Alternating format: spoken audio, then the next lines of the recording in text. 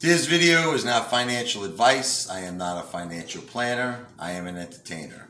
The one, the only Apefather up all night, and we have some late night treats here, late night desserts. Wow! Okay, so this came from Carmine's right here. Let me show you. This is delicious stuff, man. The tiramisu. How delicious is that tiramisu?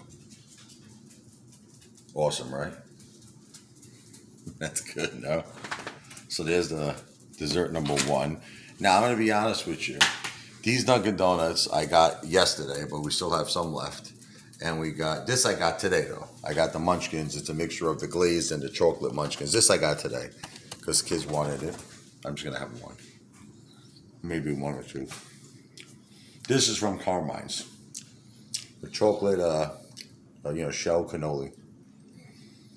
This is really, really good stuff, man. The apple pie was left from Easter. So we got a whole bunch of desserts here to eat. This is new, and this is new. These three items are new. These two are from Easter. The donuts and the cake is from Easter. So, check out this cannoli here. Look at that. See that? That's pistachios. You got pistachios, right? Pistachio nuts? Mm-hmm. That's good, man. I tell you, people always worried about my health, you know, Jim. They're like, you gotta stop eating, you're gonna drop dead. Let me tell you something. If I'm gonna die eating a cannoli. You know, you used to say that Jerry Lee Lewis, you know, the piano player.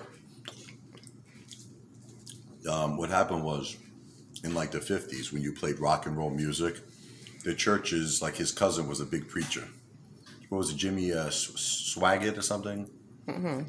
That was his cousin? It was his cousin. Oh, wow.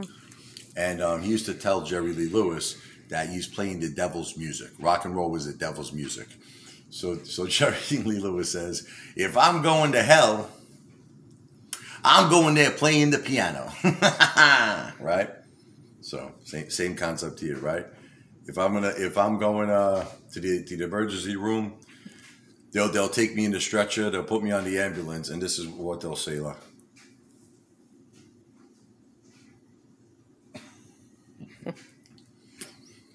because this is just, you could die a lot of ways. Think about it. Some guy could die, or a lady too, right? Like, you ever see that movie Open Water, where they were trapped in the ocean, the boat left them? That was the first one. The second one, they couldn't get back on the boat. The idiots jumped off without putting the ladder down. They had the baby up there crying. And you could die from what? Getting eaten by a shark. You could die from drowning. Fire is a terrible way to die, getting burned. That's terrible. You know, you get into a car accident. You know, not too long ago, a buddy of mine was going to Atlantic City. This is a guy who works out constantly. He's like a fanatic. He works out, eats healthy.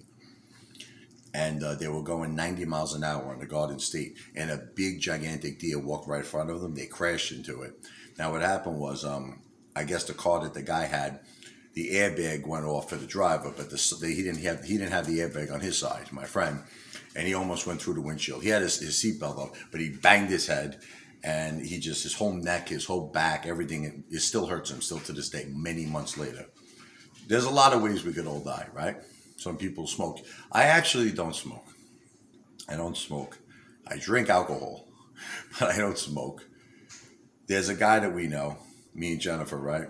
I'm not going to mention names out of respect, but this guy has a severe alcohol problem, right? You know what I'm talking about, right?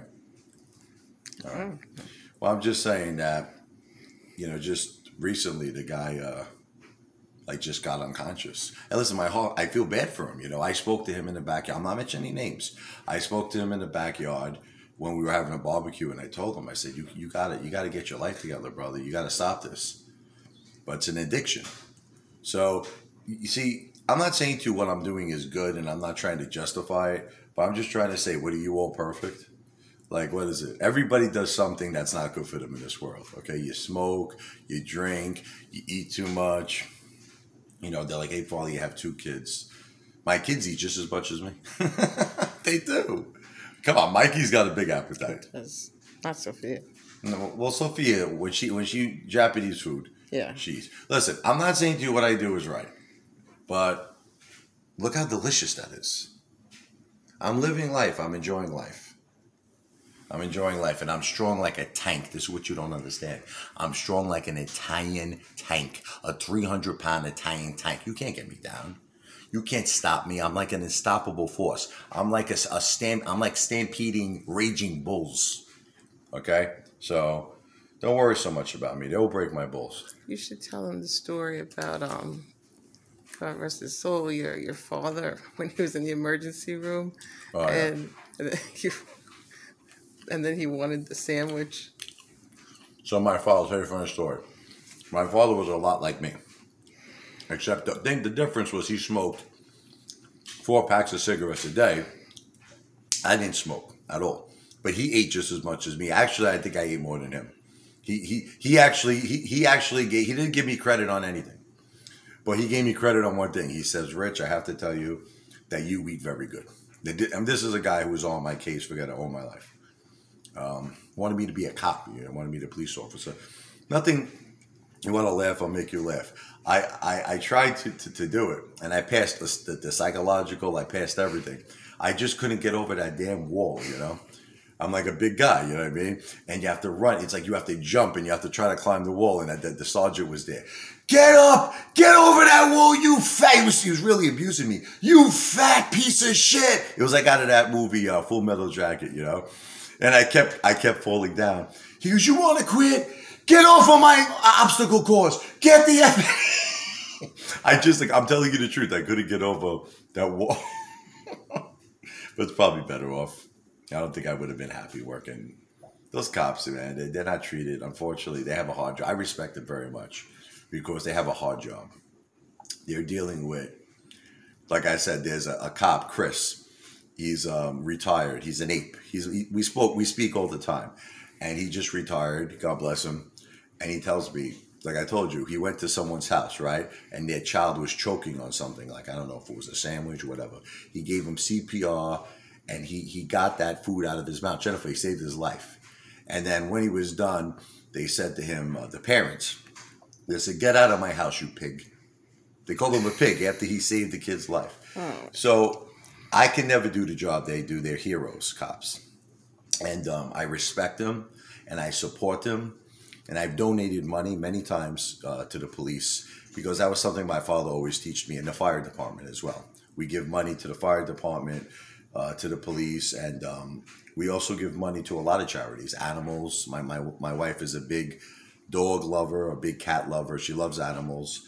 And we also donate to food. Right? Like, is this good? All right. So anyway, I'm going to enjoy this. I'm not a financial advisor. I don't give financial advice. I'm an entertainer, and I guess I'm a food addict. Pray for me. I love food. I'm sorry. I indulge. I'm like, like the casino Caesars. I'm Caesar. I just indulge in all the greatest things of life, and that's why I have to become very, very rich, because my lifestyle is not cheap. But anyway, salud, Gintani, AMC, and GameStop to Pluto.